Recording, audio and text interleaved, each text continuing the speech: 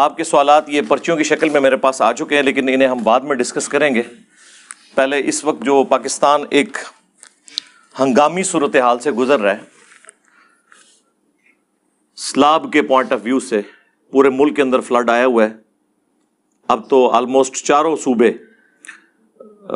اس تکلیف سے گزر رہے ہیں، ڈائریکٹلی اور انڈائریکٹلی، تو اس کے جو آفٹر ایفیکٹس ہیں وہ تو کافی عرصے تک رہیں گے۔ اخبارات کے ذریعے اور سوشل میڈیا کے ذریعے بالخصوص اور مین میڈیا کے ذریعے جو تباہی ہے اس کا کافی حد تک آپ کو اندازہ ہو چکا ہوگا۔ آلموسٹ 6.5 لاکھ کے قریب مکان ہیں جو تباہ ہو چکے ہیں، 8 لاکھ سے زیادہ مویشی ہلاک ہو چکے ہیں، اور ہزاروں میں لوگ جو ہیں وہ شہید ہو چکے ہیں۔ اس پوری صورتحال کے اندر جو فوت ہو گئے، اللہ تعالیٰ ان کی مغفرت فرمائے اور لواحقین کو ان تکالیف کے اوپر صبر اور صبر کے اوپر اجر عظیم عطا فرمائے۔ ظاہر ہے مسلمان کا ایٹیچیوڈ یہی ہے کہ ہر مشکل اور پریشانی میں، خواہ وہ قدرتی آفت ہو یا ہماری گورنمنٹس کی مس مینجمنٹ ہو، اللہ ہی کی طرف رجوع لانا ہے، اس کے بعد اپنی اصلاح کی کوشش کرنی ہے۔ انا للہ و انا الیہ راجعون، لا حول ولا قوة الا باللہ، یا حی یا قیوم برحمتک استغیث، حسبنا اللہ ونعم الوکیل۔ اس حوالے سے چند ایک گزارشات میں نے آپ لوگوں کے سامنے رکھنی ہے، اور انشاءاللہ سوشل میڈیا کے ذریعے پوری دنیا تک پہنچے گی۔ سب سے پہلے جو مجھے تکلیف ہوتی ہے اس حوالے سے کہ اس طرح کی جب بھی کوئی صورتحال اور قیامت کی ساری نشانیاں جو صرف پاکستان میں پوری ہوتی ہیں، یورپ اور امریکہ تو بڑی خوشحال زندگی گزار رہے ہیں، تو ایسی بری قسم کی جو سچویشن ہے اس کے اندر علماء جو ہیں وہ حکومتوں کو ریسکیو کرنے کے لیے پہنچ جاتے ہیں اور آپ کو یہ بھاشن دیتے ہیں کہ یہ اللہ کا عذاب آ گیا جی۔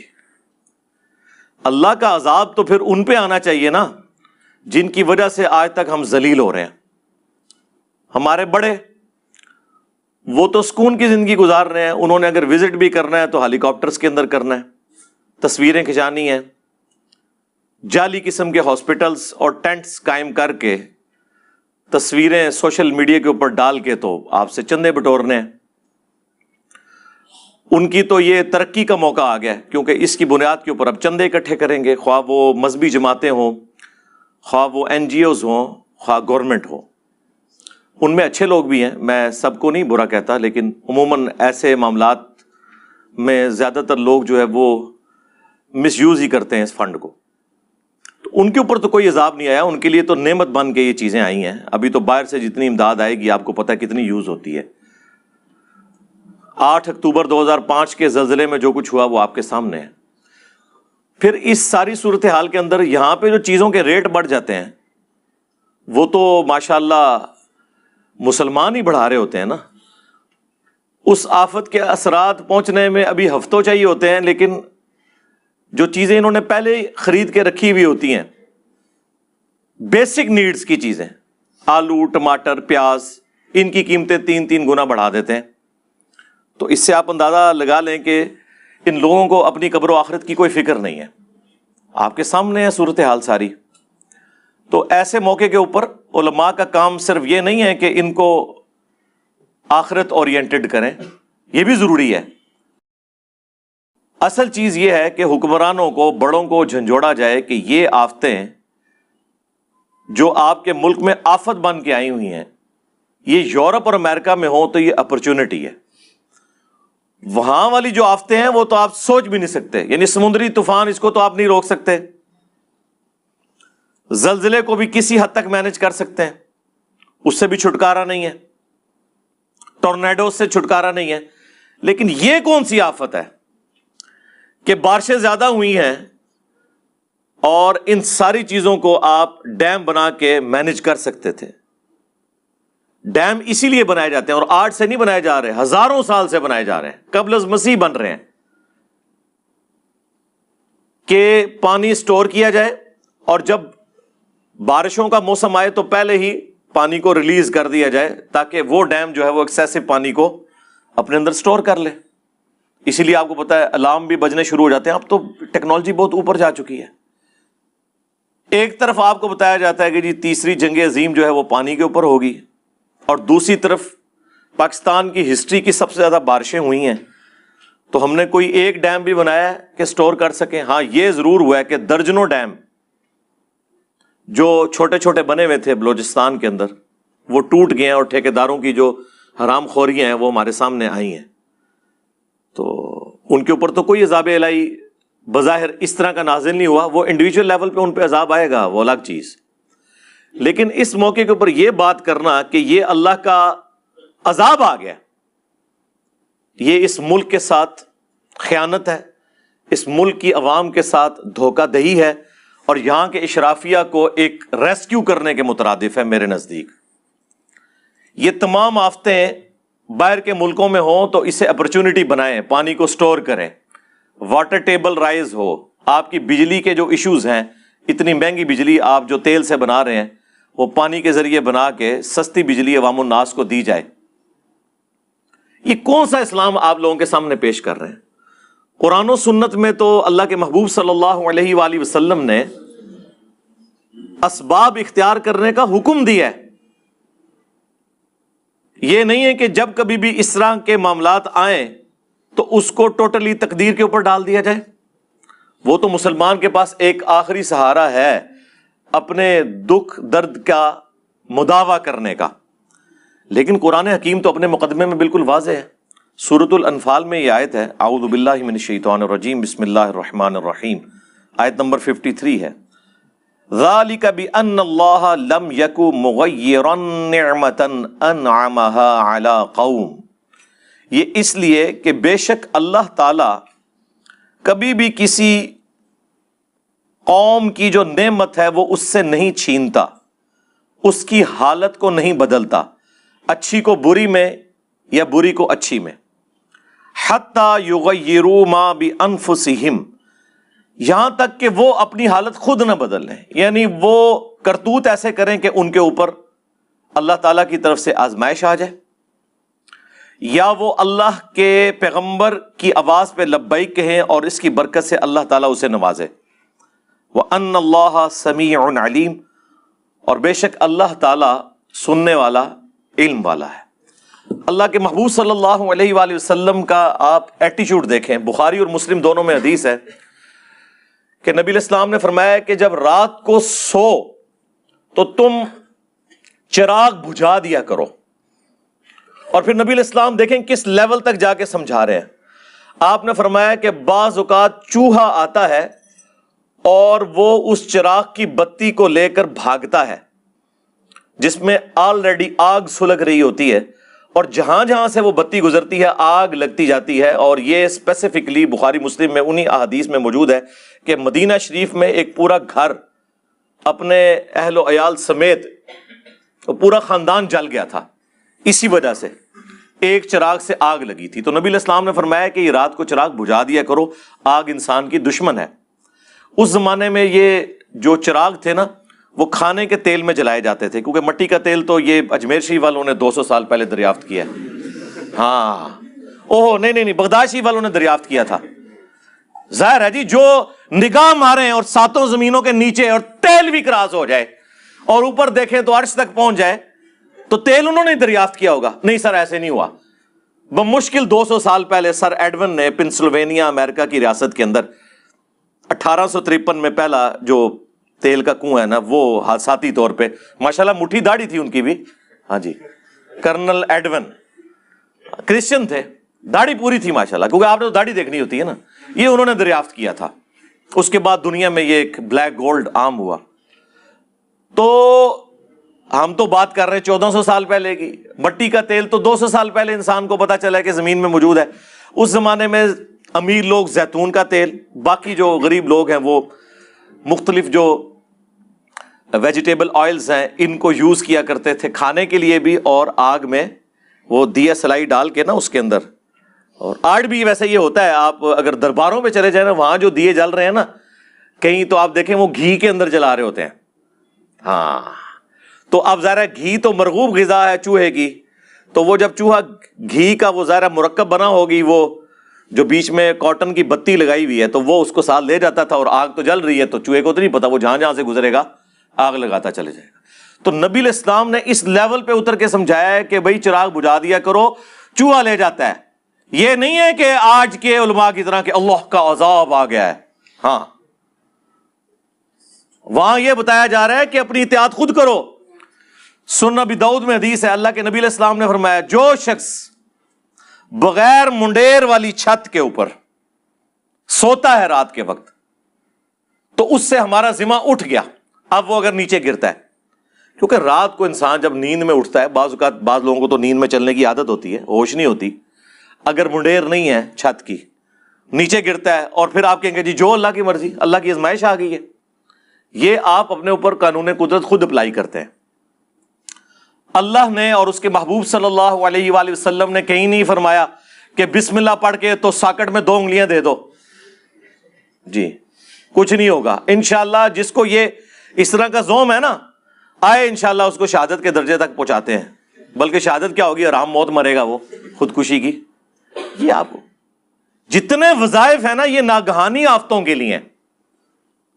جب آپ اپنے اوپر خود تقدیر غالب کرتے ہیں نا، پھر اللہ کا ذمہ اٹھ جاتا ہے۔ یہ جو صحیح مسلم کی حدیث ہے کہ جو رات کے وقت پڑھ لے 3 دفعہ اعوذ بکلمات اللہ التامات من شر ما خلق، تو اللہ تبارک و تعالی کی طرف سے اس رات میں بچھو یا اور زہریلے جانوروں کا جو ڈنک ہے وہ اس کے اوپر اثر نہیں کرے گا۔ یہ اس صورت میں ہے جب یہ ناگہانی آفت کے طور پہ ہو۔ یہ نہیں ہے کہ کوئی یہ دعا پڑھ کے تو جا کے بچھو جو ہے وہ اپنے ہاتھ پہ رکھ کے کھیلنا شروع کر دے کہ میں دعا پڑھی ہے۔ اس طرح نہیں ہونے کا میرے بھائی، نہ آپ بسم اللہ پڑھ کے تو زہر پیے تو بچ جائیں گے، وہ کہانیاں جو آپ کو کرواتے رہے خدا کے لیے۔ زہر والا مسئلہ تو حل ہو گیا، پتہ ہی نہیں جعلی زہر ہے کہ اصلی ہے، بجلی بارل اصلی جے، ہاں جنہوں شوق ہے نا کرامت دکھانے دا آ جاؤ تھے، ٹھیک ہے نا۔ کیا لوگوں کو آپ اس طرح کی چیزیں سکھا رہے ہیں؟ یہ کون سا دین آپ پیش کر رہے ہیں؟ صحیح مسلم میں آلموسٹ 50 کے قریب احادیث ہیں تقدیر کے چیپٹر کے اندر، دا چیپٹر آف ڈیسٹنی۔ اس میں جو آخری حدیث امام مسلم نے لی ہے نا، بخاری میں بھی کتاب القدر چیپٹر موجود ہے، وہ بڑی کمال کی حدیث ہے۔ صحیح مسلم کے اندر امام مسلم نے مسئلہ تقدیر کو کنکلوڈ اس چیپٹر کے اندر اس حدیث کے اوپر کیا ہے کہ نبی علیہ السلام نے فرمایا کہ اللہ تعالیٰ کو صحت مند مؤمن کمزور مؤمن سے بڑھ کر محبوب ہے۔ ظاہر صحت مند ہوگا تو کام کرے گا نا، لاغر آدمی نے کیا کام کرنا ہے؟ بہرحال دونوں ہی میں خیر ہے۔ یہ نبی علیہ السلام نے اس کو کور اس لیے کیا کہ ہو سکتا ہے کوئی نیچرلی کسی کی صحت کمزور ہو، لیکن اپنی صحت کا خیال رکھنا ضروری ہے۔ پھر نبی علیہ السلام نے ساتھ فرمایا، اے ابو ہریرہ، جو چیز تجھے نفع دے اس کے لیے پوری کوشش کرنا، پھر اللہ سے مدد طلب کرنا، کاہلی نہ کرنا، سستی نہ کرنا۔ ہاں، پھر بھی اگر کوئی رزلٹ تمہارے خلاف نکل آئے تو کہنا جو اللہ کی مرضی۔ اگر مگر نہ کرنا، اگر مگر شیطان کا دروازہ کھول دیتا ہے۔ یعنی پوری ایفرٹ پٹ کرنے کے بعد اگر رزلٹ خلاف آ جائے تو کہنا ہے اللہ کی مرضی۔ اس قوم نے کون سی ایفرٹ پٹ کی ہوئی ہے؟ نالا لئی جتنی بار بھرتا ہے نا، درجنوں لوگ شہید ہوتے ہیں، سینکڑوں مکان متاثر ہوتے ہیں، تو آپ پھر کس طرح یہ کہہ سکتے ہیں کہ ہم نے کوشش کی ہے پوری اور اللہ سے مدد طلب کی ہے؟ میرے بھائی، اسلام میں یہ نہیں ہے کہ آپ نے محنت نہیں کی ہے اور اینڈ پہ آپ دروشی پڑھ کے تو پیپر پہ پھونک کے خالی دیں تو آپ پاس ہو جائیں گے، انشاءاللہ ضرور فیل ہوں گے۔ ہاں، اس طرح نہیں ہوتا، ایسے تو نہیں ہوتا، ہاں ایسے تو نہیں ہوتا۔ یہ کن کہانیوں کے اندر ہمارے علماء نے، ہمارے بڑوں نے ہمیں ڈالا ہوا ہے؟ آپ لوگ اکثر پوچھتے ہیں نا کہ یہ قوم ترقی کیوں نہیں کرتی، مسلمان پیچھے کیوں رہ گئے ہیں؟ انہی وجہ سے خود عیاشیوں کی زندگی گزار رہے ہیں، آپ کو اس کام میں ڈالا انہوں نے جو اللہ کی مرضی، خود سارے کام کر رہے ہیں، کوئی موقع نہیں جانے دیتے. ابھی دیکھیں سارے مولوی ایک ایک کر کے جو ہے نا چندے بٹورنے کے لیے نکل آئے. ان کو پوچھو تمہارا کیا ایکسپیرینس ہے کہ تم جا کے وہاں پہ جا کے تقسیم کرو گے؟ وہاں تک پہنچ ہی نہیں سکو گے. صرف کریڈیبل جو لوگ ہیں نا جی ان کو آپ چندہ دیں, عیدی والوں کو دیں. جماعت اسلامی کی الخدمت فاؤنڈیشن ہے جن کی ایک پوری دنیا کے اندر ایک کریڈیبلٹی ہے, کئی ملکوں میں وہ کام کر رہے ہیں, ان کو آپ دیں. اسی طریقے سے لوکل لیول کے اوپر جن کے اوپر آپ کا اعتماد ہے ان کو دیں, مولویوں کو نہ دیں. یہ ان کی توندیں بڑھیں گی. آپ دیکھیں ایک ایک کر کے سارے مولوی نکل رہے ہیں کہ جی ہم تو یہ کام کرنے جا رہے ہیں, یہ کرنے جا رہے ہیں. بھائی کیا کریں گے؟ آپ سے 1 کروڑ روپیہ لیں گے, 2-3 لاکھ روپیہ ان کے اوپر لگائیں گے, باقی راستے میں وہ جو انہوں نے فیولنگ کے اوپر خرچہ کرنا ہے اور جو اپنی یاشیاں کرنی ہیں. پہلے اگر انہوں نے ٹفن میں کھانا لے کے جانا تھا, اب اسی پیسے کی مرکڑائی بنوائیں گے اور کہیں گے ہم تو اللہ کی راہ کے مسافر ہیں اور ہمارے اوپر یہ لگ جائے گا چندہ. آپ کو پتہ ہی نہیں ہے کیا کیا ہیلے کرتے ہیں. میں تو ان کے ساتھ رہا ہوں نا. ان کی یاشی کا لیول آپ چھوڑ دیں کیا ہے, تو اپنے چندے ان کے اوپر ضائع نہ کریں. اور جو لوگ بھی اس حوالے سے جتنی این جی اوز کام کر رہی ہیں ہم انہیں اپریشیٹ کرتے ہیں. اللہ تعالیٰ انہیں جزائے خیر دے. اور پاک فوج بھی اس حوالے سے کام کر رہی ہے, لیکن بہت زیادہ کام کرنے کی ضرورت ہے. میں تو سیٹسفائی نہیں ہوں جس لیول کا کام ہو رہا ہے, کیونکہ سب سے آرگنائز ادارہ پاکستان میں فوج کا ہے. وہ بہت بہتر اس سے پرفارم کر سکتے ہیں, وہ کریں. رہ گئے پولیٹیشنز تو وہ تو بےچارے آپس میں لڑنے بھڑنے کے سوا ان کے پاس اب کچھ نہیں بچا ہوا, ٹھیک ہے, یا تصویریں کھنچوانے کے سوا. اب بھی اس موقع کے اوپر آ کے بیٹھ جاؤ خدا کے لیے. کئی بار میں چیخ چکا ہوں کہ یار 2 کام کرو, ایک چارٹر آف ڈیموکریسی لکھو تاکہ یہ ایک دوسرے سے گلے کرنا بند کرو کہ فلاں نے فلاں کی ٹانگ کھینچی اور اس کی حکومت ختم کروا دی. کنسنسس ہوگا, حکومت 5 سال سے پہلے گرے گی نہیں. عوام پھر فیصلہ کرے گی کہ اب اس کے ساتھ کیا سلوک کرنا ہے. دوسرا چارٹر آف اکانومی لکھ لیں کہ اکانومی کے پوائنٹ آف ویو سے جتنی اکنامک پالیسیز ہیں وہ کنسنسس سے اپوزیشن اور گورنمنٹ کے بنے, تاکہ کوئی بھی گورنمنٹ میں آئے وہ یہ نہ کہ یہ پروجیکٹ تو پچھلے نے شروع کروایا تھا, یہ تو وہ کمٹمنٹ کر گیا, ہمارا کیا قصور ہے. سارے بیچ میں شامل ہوں. اب اس موقع کے اوپر اس آفت کے اندر اگر آپ نے اکٹھا نہیں ہونا تو بعد میں کب ہونا ہے. اور یہ یاد رکھیے گا, آپ لوگ تو سمجھ رہے ہیں یہ بھی سیلاب ختم ہو گیا, یہ سالوں ہم بھگتیں گے. آپ کی فصلیں تباہ ہو چکی ہیں, فروٹ تباہ ہو چکے ہیں, اور یہاں پہ ریٹس کتنے بڑھیں گے وہ تو ایک الگ بات ہے. جانور تباہ ہو چکے ہیں, گوشت کے ریٹ کے ساتھ کیا ہونے والا ہے وہ ایک الگ چیز ہے. اب اصل مسئلہ یہ ہے کہ جو اتنے لاکھوں لوگ بلکہ ملینز آف پیپل اس تکلیف سے گزر رہے ہیں ان کو دوبارہ سے سیٹل کرنا. اس کے لیے میں گورنمنٹ سے اپیل کروں گا کہ ان تمام علاقوں کو آفت زدہ قرار دے دیں. یعنی جو ایک دنیا میں ایک ٹرم بولی جاتی ہے اس حوالے سے کہ جب کوئی علاقہ آفت زدہ قرار دے دیا جاتا ہے تو وہاں پھر بجلی گیس کا بل اور یہ ساری کی چیزیں, کسی کی بجلی نہیں کاٹی جاتی. ظاہر ہے وہ بیچارے آفت کے اندر ہے, نہ انہوں نے بل دینا ہے نہ باقی معاملات انہوں نے پورے کرنے ہیں جب تک کہ وہ سٹیبل نہ ہو جائیں. اسے کہتے ہیں آفت زدہ قرار دینا. تو اس وقت تو پورے کا پورا ملک آفت زدہ قرار دیا جانا چاہیے, لیکن کیا کریں, پیسے ہی کوئی نہیں ہے, پہلے ہی ادھار کے اوپر چل رہے ہیں. تو بڑے لوگ اپنے جو جوڑے بھی تجوریاں ہیں ان کو ڈھیلا کریں نا, بجائے عوام سے اپیل کرنے کے. وہ کہہ رہے ہیں جی اتنے کروڑ کا فنڈ ریلیز کر دیا. میں سوچ رہا ہوں یہ جتنے کروڑ کے فنڈ کی بات کر رہے ہیں یہ ایک دن میں اتنے کروڑ کے پلاٹ خریدتے اور بیچتے ہیں. یہ کون سا کمال کر رہے ہیں, اور وہ فنڈ ریلیز کر رہے ہیں ہمارے ٹیکسز کا. اپنی آپ کی کیا کنٹریبیوشن ہے؟ یعنی میں پوچھوں گا سب سے پہلے تو زرداری صاحب سے جو سب پہ بھاری ہیں کہ انہوں نے کیا کنٹریبیوٹ کیا ہے. اس کے بعد نواز شریف صاحب نے, شہباز شریف صاحب نے اپنی جیب سے کیا کنٹریبیوٹ کیا ہے, عمران خان صاحب نے اپنی جیب سے کیا کنٹریبیوٹ کیا ہے, اور جتنے مافیا جو ان کے ساتھ بیٹھے ہوئے ہیں, آٹا چور, چینی چور, جن کو انہوں نے فیسلٹیز دی ہیں اپنے اپنے ادوار کے اندر, سب نے انہوں نے کیا کیا ہے. یہ کر رہے ہیں کہ وہ ڈیم توڑوا کے پانی جو ہے وہ غریب لوگوں کے گاؤں کے اندر بہا رہے ہیں تاکہ ان کی فصلیں بچ جائیں. ہزاروں, سینکڑوں نہیں, ہزاروں چھوٹے چھوٹے گاؤں صفحہ ہستی سے مٹ چکے ہیں. اب تو ویڈیو سامنے آ رہی ہیں کہ ایک طرف آبادی ہے, وہاں پہ پانی چھوڑ دیا انہوں نے. ظاہر ہے جب نہر کے اندر یا نالوں کے اندر پانی اوور فلو ہونا شروع ہوتا ہے نا, پھر خطرہ ہوتا ہے کہ وہ اپنی مرضی سے کوئی جگہ توڑ کے تو راستہ بنائے گا. تو یہ اس سے پہلے کہ وہ راستہ بنائے نا, یہ ڈیم کو یا اس بند کو توڑ دیتے ہیں تاکہ اپنی مرضی کی جگہ پہ چھوڑ دیں اور باقی اشرافیہ کو بچا لیا جائے. تو گنے کی فصلوں کو بچانا, کپاس کی فصلوں کو بچانا جو وڈیروں کی ہیں, غریب لوگوں کو ڈبو دینا. اور سٹوریج کا یہ حال ہے کہ آپ دیکھیں لاکھوں ٹن گندم پڑی پڑی جو ہے وہ خراب ہو گئی ہے, کسی غریب کے منہ میں نہیں ڈلی. تو مس مینجمنٹ کی کوئی حالت نہیں ہے. اچھا, یہ ہم جب باتیں کریں گے نا تو آپ میں سے بعض بھولے لوگ یہ کہیں گے کہ جناب انجینئر صاحب آپ کیوں نہیں سیاست میں آ جاتے؟ ہاں, تاکہ جڑا میں کام کر رہا ہے اس تو بھی جاندا رہا. ہاں, آپ کیوں نہیں آ جاتے؟ ہم یہ کرٹیسزم اس لیے نہیں کر رہے کہ ہم انہیں کہتے ہیں کہ ہم آپ سے بہتر کام کر سکتے ہیں, نہیں یہ نہیں کہہ رہے. ہم یہ کہہ رہے ہیں کہ جو آپ کر سکتے ہیں وہ تو کریں نا. ہم کب کہہ رہے ہیں کہ ہم یہاں آگے بیٹھنا چاہتے ہیں؟ ماشاءاللہ آپ لوگوں کا اتنا تجربہ ہے. اپنے ذاتی بزنس کے اندر کون ناکام ہے مجھے بتائیں؟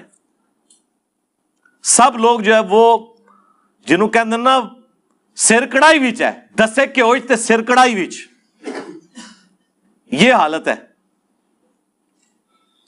یہ سارے کا سارا نزلہ غریب لوگوں کے اوپر گر رہا ہے. اپنے کاروبار تو ان کے آپ دیکھیں کس طرح ترقی کر رہے ہیں, تو اسی طرح کی ایفرٹ یہ پٹ نہیں کر سکتے. اور پلوں کی حالت دیکھیں آپ, پل ٹوٹ گئے. میں سوچ رہا تھا یہ پل جو ٹوٹے ہیں ان سے پل کہاں سے بننے ہیں؟ ان کو تو مہینوں چاہیے. اور غریب بندے کی جو سواری ہے, ریل گاڑی, ٹرین, وہ تو آپ بےچارے یوز کر بیٹھے. بلوچستان تو آلموسٹ کٹ آف ہو چکا ہے. جنوبی پنجاب کی بھی آپ نے حالت دیکھ لی ہے, کے پی کی حالت دیکھ لی ہے. ٹھیک ہے, کے پی میں کل وہ دیکھ رہا تھا لوگوں کا. آپ ذرا دیکھیں کہ لیول کیا ہے. بالکل پل کے ساتھ سے پانی گزر رہا ہے اور وہ پل کے اوپر نہ بچوں سمیت نہ پکنک منانے کے لیے آئے ہوئے ہیں. ان کو پتہ ہی نہیں ہے یہ پل جو ہے نا یہ پورے کا پورا ہی بہ گیا تو پھر کیا کرو گے؟ نہ وہ روکنے سے رکتے ہیں. یہ اس قوم کا مینٹل لیول دیکھ لیں کیا ہے. پھر وہ جو 5 بھائی تھے یا دوست تھے جو بھی, جو گھنٹوں تک فریاد کرتے رہے آپ کے سامنے, ٹھیک ہے, ایک ہیلی کاپٹر نہیں وہاں پہنچ سکا. اور یہ واقعہ اس جگہ کا ہے کہ جہاں پہ حکومت اس لیڈر کی ہے کہ جس نے پوری قوم کو جو ہے نا وہ, اب میں یہ نہیں کہتا ٹرک کی بتی کے پیچھے لگایا ہوا ہے, تقریریں کروائیں ان سے, ٹھیک ہے, باتیں سنیں ان کی. ہم نے ان لوگوں سے عشق اس لیے کیا تھا کہ چوروں سے جان چھوٹی ہے. ہمیں کیا پتا تھا سب سے بڑے چور اور ڈاکو اس کے ساتھ بیٹھنے والے لوگ نکل آئیں گے اور ان کی سرپرستی یہ شخص کر رہا ہوگا. کے پی میں کس کی حکومت ہے پچھلے آلموسٹ 10 سال سے؟ تو وہاں تو سیلاب نہیں آنا چاہیے تھا نا, وہاں تو صورتحال بہتر ہونی چاہیے تھی. او بھائی جیڑا کٹو ہی لال جے. ہاں, اس کی وجہ یہ ہے کہ یہ جتنے لوگ ساتھ اٹیچ ہیں نا, یہ کچھ عرصہ پہلے پیپلز پارٹی میں تھے, کچھ عرصہ پہلے نون لیگ میں تھے, کہیں اور تھے, پھر جمع ہو کے یہاں آ گئے اور ماشاءاللہ یہاں آتے ہی وہ ایک ان کو ایمانداری کا سرٹیفکیٹ مل گیا. بھائی پوتڑیاں دے بگڑے نے, ہاں جی, پیمپرز کی عمر کے, ڈائپرز کی عمر کے بگڑے ہوئے لوگ ہیں. ان کی اصلاح ایک دن میں نہیں ہونے والی, بلکہ نہیں ہونے والی. ان کے لیے دعا کریں اللہ ان کو ایمان و عافیت کے ساتھ اپنے پاس بلا لے. ہاں, جنت الفردوس میں رکھ لے. ہاں, جنت کی دعا کریں ان کے لیے صبح و شام, جہنم کی نہ کریں. یہ جنت میں بھی پہنچ جائے نا تب بھی دنیا میں سکون آ جائے. ہم اس پہ بھی راضی ہیں کہ انہیں جہنم میں نہ پھینکا جائے, جنت میں پہنچ جائیں, لیکن دنیا تو رہنے کے قابل ہو جائے, یہ ملک تو رہنے کے قابل ہو جائے. بس دنیا میں قیامت کی ساری نشانیاں پاکستان وچ پوریاں ہو رہی ہیں نے. ہاں, پوری دنیا اتنے جا رہی ہے, اسی تھلے جا رہے ہیں. قیامت دی نشانیاں نے. یہ جو ہے نا حکومتی ملے, انہوں نے یہ آپ کو اس قسم کی پٹیاں پڑھائی ہیں حکمرانوں پہ کبھی پردہ ڈالنے کے لیے نا, اور جس طرح کی عوام ہو اس طرح کے حکمران آ جاتے ہیں اوپر. اس بات کو کرنے کا مقصد کیا ہوتا ہے؟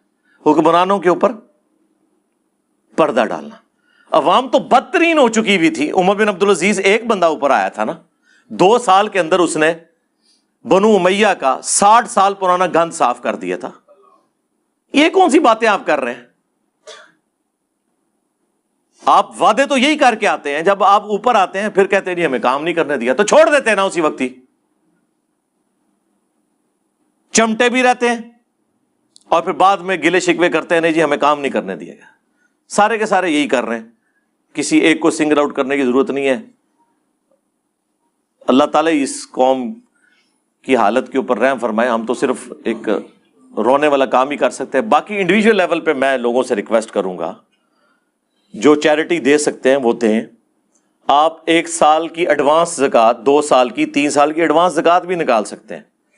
اگر آپ کی اس سال کی زکوٰۃ ختم ہو چکی ہے تو اگلے سالوں کی آپ ایڈوانس نکال کے اپنے پاس نوٹ کر لیں. یہ ضروری نہیں ہے کہ وہ سال گزرنا ضروری ہے، آپ ایڈوانس زکوٰۃ نکالیں. اپنے جتنے آپ کے جاننے والے ہیں جن تک آپ خود پہنچا سکتے ہیں، تو آپ این جی اوز کے اوپر رلائی نہ کریں، گورنمنٹ کے اوپر رلائی نہ کریں. آپ خود سے ان کی مدد کرنے کی کوشش کریں. جتنا ریلیف دے سکتے ہیں وہ دینے کی کوشش کریں. اور جتنے یہ کاروباری حضرات ہیں جو خصوصاً منڈیوں کے ساتھ وابستہ ہیں، ان سے تو ہم کہیں گے کہ اللہ کے بندو، تم لوگوں نے مارکیٹ میں جو آلو، ٹماٹر اور پیاز ہے، یہ جس ریٹ کے اوپر لانچ کر رہے ہو، تم نے تو بڑا سستا لیا تھا. اب صرف اس وجہ سے کہ پیچھے آفت آ گئی ہے تو تم نے پہلے ہی اس کو امپلیمنٹ کر دیا ہے اور اسے بڑھانا شروع کر دیا ہے. اس طرح کا جو نفع ہے نا، اور یہ ذخیرہ اندوزی کی کیٹیگری میں بھی آتا ہے کیونکہ بیسک نیڈ کی چیزیں ہیں. اس طرح کی جو کمائی ہے تو حرام کی کمائی ہے. کتنا آپ لوگوں نے کھانا ہے یار؟ آپ منڈیوں میں ایسے ایسے بیوپاری بیٹھے ہوئے ہیں جو ایک ایک دن میں کروڑوں روپیہ کماتے ہیں، عام حالت میں بھی. اتنا بڑا بڑا بزنس ہے. ان سے کہا جائے کہ یار چلو آفت آئی ہے اس وقت، ریٹ ہم نہیں کہتے کہ تم کم کر دو، ایٹ لیسٹ سٹیبل تو رہنے دو. لیکن یہاں کیا حالت بنی ہوئی ہے؟ کتنے کہ وسیم بھائی کہ ہے جی ریٹ پیاز دا 1200 روپے دھڑی ہو چکا ہے، بلکہ کل تو مجھے کو 1500 بتا رہا تھا جی. 1500 روپے دھڑی یعنی 300 روپے کلو پاکستان میں پیاز ہے. ہاں پاکستان میں. ٹماٹر 300 روپے کلو ٹماٹر بھی ہے. اب اندازہ کریں، یہ کچھ سال پہلے میں اسلام آباد کی منڈی سے 40 روپے 50 روپے کے 5 کلو ٹماٹر خریدتا رہا ہوں میں خود کچھ سال پہلے تک. لیکن یہ اب آپ دیکھیں کہ آہستہ آہستہ انہوں نے کس طریقے سے معاملات کو چلیں. ابھی خیر یہ آفت آئی ہے، کوئی اللہ تعالیٰ سے ڈریں. مر رہے ہیں تم لوگوں نے، یعنی ہونا تمہارے ساتھ یہی کچھ ہے. یہ جتنا کماتے ہو نا، اینڈ پہ جب ساتھ والے گھروں تک تمہاری لاشوں کی بدبو پہنچتی ہے نا، تو وہ آ کے ریٹریو کرتے ہیں کہ جی وہ بچے تو ادھر ہے ہی نہیں تھے، وہ تو باہر کے ملکوں میں بیٹھے ہوئے تھے، یہ مر گئے ہیں پیچھے. ٹھیک ہے، جنازے ہم لوگوں نے تم لوگوں کے پڑھنے ہوتے ہیں، عوام الناس نے. یہ حرکتیں چھوڑ دیں. یہ ہر بندے نے انڈیویجول لیول پہ اپنے اوپر خود ایمفسائز کرنا ہے، اللہ سے ڈرنا ہے، اور بجائے یہ کہ ہر معاملے کو تقدیر کے اوپر پھینکنے کے اپنی اصلاح کی کوشش کرنی ہے. اسی حوالے سے میں نے آیات اور احادیث بھی آپ کے سامنے پیش کر دی. صلو علی محمد و آل محمد، اللہم صلی علی محمد وعلی آل محمد واصحاب محمد وازواج محمد اجمعین الی یوم الدین. آمین.